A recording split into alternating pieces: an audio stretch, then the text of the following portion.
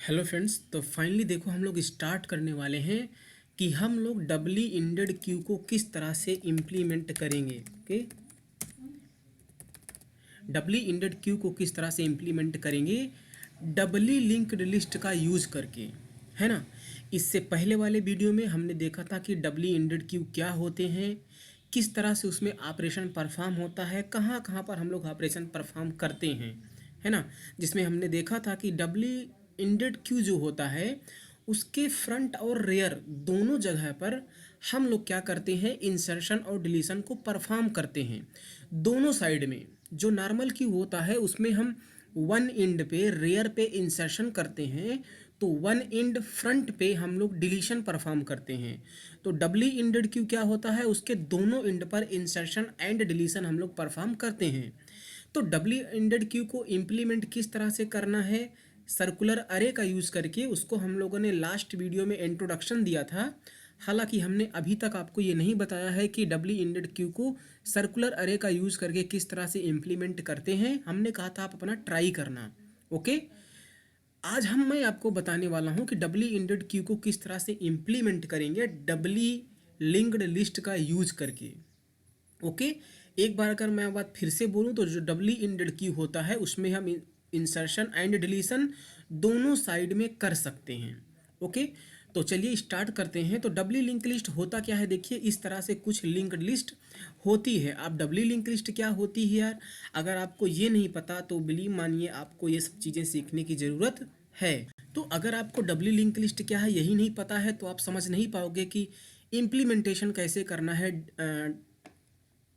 अगर आपको नहीं ये पता है ना तो आप नहीं समझ पाओगे कि डबली इंडेड क्यू को किस तरह से इंप्लीमेंट करना है डबली लिंक लिस्ट का यूज़ करके। तो उससे पहले आपको डबली लिंक लिस्ट आना चाहिए। तो यहाँ पर प्लेलिस्ट में आ जाओ, इस वाली प्लेलिस्ट को एक्सेस कर लो और इसमें ढूंढो, आपको डबली लिंक लिस्ट के पूरी पूरी कोडिंग मिल जाएगी इम्प्लीमेंटेशन के साथ में। ओके, यहाँ पर आप देख लीजिए डबली लिंक लिस्ट के कई सारे पूरा हमने एक्सप्लेन किया है उसको, ठीक है। तो होता क्या है, जैसे हमारे पास ये डबली लिंक लिस्ट है, इसका हेड है। तो अगर मुझे ये हेड मिल जाए तो हम इस डबली लिंक लिस्ट में इंसर्शन डिलीशन या ट्रवर्सल जो भी करना है कर सकते हैं, अगर मुझे ये हेड मिल जाए तो, है ना। तो अगर मुझे इस डबली लिंक लिस्ट के लास्ट में नोड को इंसर्ट करना है तो आप बताइए मुझे पहले लास्ट वाले नोड का एड्रेस चाहिए, है ना। तभी तो उसके नेक्स्ट में हम नए वाले नोड का एड्रेस रख पाएंगे, है ना। ये बात मुझे पहले से ही पता है। तो अभी अभी हमने सीखा यार कि जो डबली इंडेड क्यू होता है उसमें हम इंसर्शन एंड डिलीशन दोनों साइड में परफॉर्म करते हैं। तो अगर मैं हेड पे इंसर्शन या डिलीशन की बात करूं, यानी कि मुझे अगर इस डबली लिंक लिस्ट में इंसर्शन या डिलीशन पहले नोड पर करना है तो ये बहुत इजी होगा। क्यों इजी होगा, क्योंकि पहले नोड का एड्रेस मुझे पता है जो कि हेड में है ना। तो उसके अगर मुझे इस नोड को डिलीट करना है तो सिंपली मुझे क्या करना पड़ेगा, सिंपली मुझे इस हेड को अगले वाले नोड पर मूव कर देना पड़ेगा इस तरह से। तो हमारा जो पहला वाला नोड है वो डिलीट हो जाएगा, है ना। उसी तरह से अगर मुझे एक नया नोड इंसर्ट करना है बिगिनिंग में तो हम इसके प्रीवियस में नए वाले नोड का एड्रेस रखेंगे और नए वाले नोड के नेक्स्ट में इस वाले नोड का एड्रेस रखेंगे और हेड को हम पॉइंट करा देंगे नए वाले नोड को। तो यहाँ पर जो इंसर्शन या डिलीशन का जो टाइम है या आर्डर बोल लें वो आर्डर ऑफ वन है। क्यों, क्योंकि मुझे कुछ भी नहीं करना पड़ रहा है, मुझे पहले नोड का एड्रेस क्योंकि पता है जो कि हेड में है। तो जो उसका इंसर्शन या डिलीशन का टाइम होता है वो होता है order of one. Order of one मैं बोल रहा हूँ, क्या होता है, आर्डर ऑफ वन होता है ना। लेकिन अगर मुझे इंसर्शन या डिलीशन लास्ट में करना हुआ तो क्योंकि मुझे हेड पता है तो मुझे इस पूरी पूरी लिंक्ड लिस्ट को विजिट करते करते करते करते लास्ट पर आना है ना। तो मुझे लास्ट में अगर इंसर्शन या डिलीशन करना है तो मुझे इस लास्ट वाले नोड का एड्रेस चाहिए। तो इस वाले लास्ट नोड का एड्रेस पाने के लिए मुझे इस पूरी पूरी लिंक्ड लिस्ट को ट्रैवर्स करते करते लास्ट नोड पर आना पड़ता है। और जब मुझे लास्ट नोड का एड्रेस मिल जाएगा तो या तो इसके आगे हम नोड को इंसर्ट करते हैं या इस नोड को डिलीट कर सकते हैं। लेकिन इस नोड का एड्रेस पता करने के लिए मुझे पूरी पूरी लिंक्ड लिस्ट को ट्रैवर्स करना पड़ रहा है। तो ट्रैवर्स करने का जो टाइम होता है वो क्या होगा, ऑर्डर ऑफ n हो जाएगा, है ना। तो अगर मैं लिंक लिस्ट में इंसर्शन की बात करूं या डिलीशन की बात करूं तो जब हम हेड पर इंसर्शन या डिलीशन करते हैं तो उसका टाइम होता है ऑर्डर ऑफ 1। और अगर लास्ट वाले नोड में यानी कि लास्ट में इंसर्शन या डिलीशन की बात करें तो उसका टाइम होता है ऑर्डर ऑफ n। और ये ऐसा इसीलिए होता है क्योंकि मुझे पूरी पूरी लिस्ट को ट्रैवर्स करना पड़ता है ताकि मैं लास्ट वाले नोड का एड्रेस पा सकूं। तो यहाँ पर लास्ट में इंसर्ट या डिलीट करने में टाइम ज़्यादा लग रहा है। तो यार मैं क्यों ना एक काम करूं कि मैं एक हेड और मेंटेन कर लूं। अब ध्यान से सुनना, ये वाला जो हेड है ये पहले वाले नोड का एड्रेस रख रहा है। अगर मैं किसी तरह से इस तरह से कोडिंग करूं, देखिए जब हम कोड लिख रहे हैं तो हेड को मेंटेन कर रहे हैं ना, हम ये मेंटेन करते हैं कि हेड में पहले वाले नोड का ही एड्रेस रहे। तो कोडिंग तो हम कर रहे हैं ना, तो हम मेंटेन कर रहे हैं। लेकिन हम अगर कुछ इस तरह से भी कोडिंग करें कि अगर हम लास्ट वाले नोड का एड्रेस भी मेंटेन कर पाएँ तो सोचो इंसर्शन एंड डिलीशन जो लास्ट में करने का टाइम था ऑर्डर ऑफ n वो डिक्रीज होके हो जाएगा ऑर्डर ऑफ 1, है ना। क्योंकि अगर आपको लास्ट वाले नोड का एड्रेस पता है तो आप इंसर्शन या डिलीशन ऑर्डर ऑफ 1 टाइम में कर लोगे। तो क्योंकि कोडिंग हम कर रहे हैं तो हम इसको मेंटेन कर सकते हैं। जैसे हम हेड को मेंटेन कर रहे हैं, पहले वाले नोड का एड्रेस हमेशा उसमें रखते हैं, उसी तरह से हम एक और पॉइंटर मेंटेन करें जो लास्ट वाले नोड का एड्रेस हमेशा रखेगा। तो मुझे इंसर्शन या डिलीशन करने में ऑर्डर ऑफ 1 टाइम ही लगेगा।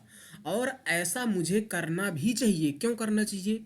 क्योंकि मुझे पता है कि जो डबली इंडेड क्यू होता है उसमें इंसर्शन एंड डिलीशन दोनों इंड पे होता है।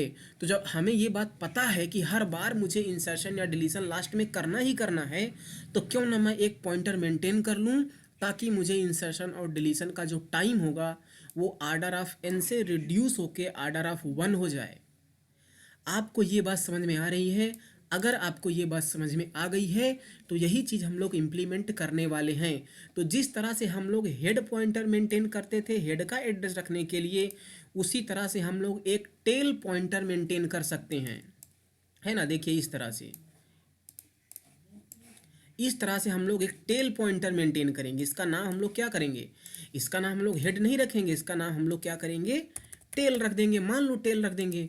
तो अब अगर मुझे यहाँ पर कोई इंसर्ट करना हुआ तो टेल के नेक्स्ट में नए वाले नोड का एड्रेस रखना पड़ेगा और नए वाले नोड के प्रीवियस में इस वाले नोड का एड्रेस। तो कितना आसानी से इंसर्ट हो गया। और नया नोड इंसर्ट करने के बाद मुझे टेल को नए वाले नोड को पॉइंट कराना होगा, है ना। तो ये कितना अमेजिंग हो जाएगा कि जहां हम काम ऑर्डर ऑफ n टाइम में कर रहे थे लास्ट में नोड को इंसर्ट या डिलीट करने के लिए, वो काम अब हम ऑर्डर ऑफ 1 टाइम में कर पाएंगे। तो इस तरह से हम इंसर्शन या डिलीशन लास्ट में करने का टाइम रिड्यूस कर सकते हैं। और यही चीज़ हम लोग मेंटेन करेंगे, यही करने वाले हैं जब हम डबली इंडेड क्यू को इम्प्लीमेंट करेंगे। तो इसका अगर मैं आपको डायग्राम दिखाऊं तो देखिए हमने यहाँ पर डायग्राम बना लिया है। हम वहाँ पर क्या कर रहे थे? हेड और टेल की बात कर रहे थे। तो यहाँ पर हेड और टेल हम लोग नहीं रखेंगे। जब हम लोग क्यू पढ़ते हैं तो वहाँ पर फ्रंट एंड रियर बोला जाता है। तो हमारे पास 2 पॉइंटर होगा। फ्रंट होगा जो पहले वाले नोड का एड्रेस कंटेन करेगा और रियर होगा जो लास्ट वाले नोड का एड्रेस कंटेन करेगा। अब चलिए इसमें हम इंसर्शन एंड डिलीशन की बात करते हैं। तो यहाँ पर हमने आपको बताया था कि अगर मुझे डिलीट करना है तो मैं डिलीट फ्रंट कर सकता हूँ, उसी तरह से डिलीट लास्ट या रियर बोल सकता हूँ, है ना। डिलीट रेयर मैं बोल दे रहा हूँ, या तो डिलीट एट बोलो, delete at front and delete at rear, है ना। उसी तरह से हमारा हो सकता है insert at front insert at rear. इस तरह से 4 ऑपरेशन हो सकते हैं। ऑपरेशन तो हम कई भी परफॉर्म कर सकते हैं, है ना। हम बना सकते हैं गेट फ्रंट, जो कि फ्रंट वाले नोड को रिटर्न करेगा, है ना। हम लोग बना सकते हैं गेट रेयर, जो लास्ट वाले नोड को रिटर्न करेगा। तो इस तरह से हम कई सारे ऑपरेशन परफॉर्म कर सकते हैं, जो हम आगे देखेंगे। लेकिन मेनली हम लोग ये 4 ऑपरेशन परफॉर्म करने वाले हैं। ओके, तो अब चलिए हम बात करते हैं, डिलीट करने की बात करते हैं। तो सबसे पहले चलिए हम डिलीट एट फ्रंट की बात करते हैं। तो यार अगर मुझे फ्रंट में डिलीट करना है, तो यार सबसे पहले देखो, जब डिलीट कर रहे हैं तो मुझे ये चेक करना पड़ेगा, है ना, कि क्या हमारे लिस्ट में जो ये हमारा क्यू है इसमें नोड है कि नहीं, है ना। तो वो सारी चीज़ें मैं यहाँ पर नहीं कंसिडर कर रहा हूँ। तो हम लोग यहाँ पर फ्रंट वाले नोड को डिलीट करेंगे। देखिए जब डिलीट हम कर रहे हैं तो हमें ये चेक करना पड़ेगा कि हमारा हमारा जो क्यू है उसमें नोड है कि नहीं, तभी तो डिलीट कर पाएंगे। तो मैं ये मान के चल रहा हूँ कि वो सारी चीज़ें कंसीडर हैं, हमारी क्यू में नोड हैं। तो अगर मुझे इस फ्रंट वाले नोड को डिलीट करना है तो मुझे क्या करना पड़ेगा। अगर मुझे इस फ्रंट वाले नोड को डिलीट करना है तो मुझे इसकी मेमोरी को रिलीज़ करना पड़ेगा। इसकी मेमोरी को हम लोग रिलीज़ कर देंगे और सिंपली मैं क्या करूँगा, हम लोग फ्रंट को यहाँ से आगे करके इसको पॉइंट करा देंगे, है ना। तो हम इस तरह से फ्रंट वाले नोड को डिलीट कर देंगे। और जब फ्रंट इस वाले नोड को पॉइंट करेगा तो इसके प्रीवियस में मुझे नल रखना पड़ेगा, है ना, क्योंकि ये पहला नोड बन जाएगा। और अगर पहला नोड बन गया तो इसके प्रीवियस में नल होना चाहिए, जो एक सिंपल प्रॉपर्टी होती है, आपको पता होगी ये बात। तो इस तरह से हम लोग क्या कर सकते हैं, पहले वाले नोड को डिलीट कर सकते हैं। अगर मुझे लास्ट वाले नोड को डिलीट करना हुआ, डिलीट एट रेयर, मतलब अगर मुझे लास्ट वाले नोड का डिलीट करना है तो सबसे पहले मुझे क्या करना पड़ेगा, मुझे इस वाले नोड की मेमोरी को रिलीज़ करना पड़ेगा। और दूसरा क्या करना पड़ेगा, दूसरा जो ये रेयर है, जो ये रेयर पॉइंटर है, ये इस वाले नोड को पॉइंट करना चाहिए, है ना। और इसके नेक्स्ट में यहाँ पर क्या करना पड़ेगा, नल करना पड़ेगा, है ना। तो इस तरह से हम लोग डिलीट करेंगे। जब इंसर्ट की बात आती है तो मुझे क्या करना पड़ेगा, तो मुझे अगर इंसर्ट करना है फ्रंट पे तो सबसे पहले मुझे एक नोड चाहिए, है ना। सबसे पहले मुझे एक नोड चाहिए जिस नोड को मुझे इंसर्ट करना है। तो अब अगर इस नोड को मुझे as a first node insert करना है तो सबसे पहले देखिए जो नया वाला नोड है उसमें हम चेंजेस करेंगे।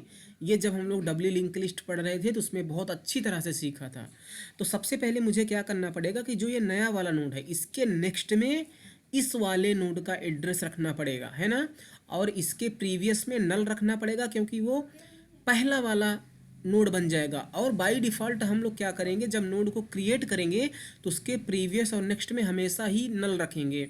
तो इसके नेक्स्ट में हम इस वाले नोड का एड्रेस रखेंगे और इसके प्रीवियस में नल पहले से है। और क्या काम करना पड़ेगा कि ये वाला जो नोड है इसके प्रीवियस में इस वाले नोड का एड्रेस मुझे रखना पड़ेगा, है ना। और लास्ट में इस फ्रंट में इस वाले नोड का एड्रेस रखना पड़ेगा, है ना। क्योंकि देखिए इसके नेक्स्ट में हम लोग इस वाले नोड का एड्रेस रखेंगे और इसके प्रीवियस में इस वाले नोड का एड्रेस रखेंगे। तो ये वाला क्या होगा, ये वाला हमारा पहला नोड बन जाएगा। और अगर पहला नोड बन गया तो फ्रंट को पहले वाले नोड को पॉइंट करना चाहिए, यानी कि हम फ्रंट में इस वाले नोड का एड्रेस रखेंगे, है ना।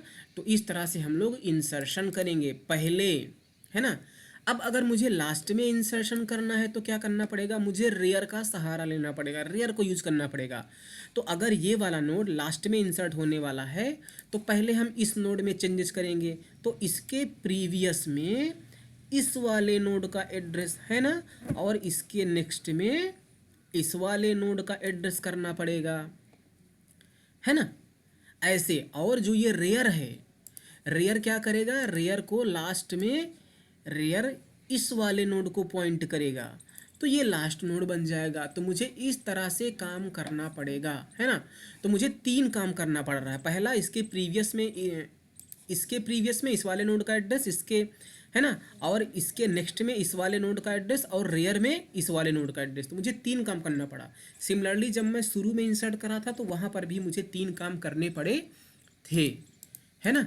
तो आई होप कि आपको ये समझ में आया होगा। अच्छा बताइए, अगर फ्रंट और रेयर दोनों नल हैं इसका मतलब कि अभी हमारी क्यू में कोई भी नोड नहीं है, है ना। जैसे हम लोग लिंक लिस्ट पढ़ते थे तो क्या कहते थे, अगर हेड की वैल्यू नल है मतलब हमारी लिस्ट इम्पटी है। उसी तरह से अगर फ्रंट की वैल्यू क्या है, नल है, या रेयर की वैल्यू नल है, तो हमारा जो क्यू होगा वो इम्पटी होगा। अब अगर आपको ये बातें समझ में आ गई हैं तो अपने अगले क्लास से हम लोग इसका इम्प्लीमेंटेशन स्टार्ट करेंगे, जिसमें हम लोग सारी चीज़ें वन बाय वन करके देखेंगे। और आप ना, अगर आपने ये सारे वीडियोस हमारे देखे हैं डेटा स्ट्रक्चर पर शुरू से लेके अंत तक, तो मैं आपको गारंटी देता हूँ कि आपको ये वीडियो देखने की ज़रूरत ही नहीं है, क्योंकि अब इसका इम्प्लीमेंटेशन आप खुद कर लोगे। लेकिन उसके लिए मेक श्योर कि आपने ये सारे वीडियोस देखे हों, आपको सिंगली लिंक लिस्ट का कॉन्सेप्ट, डबली लिंक लिस्ट का कॉन्सेप्ट सब कुछ आता हो, है ना, तभी आप कर पाओगे।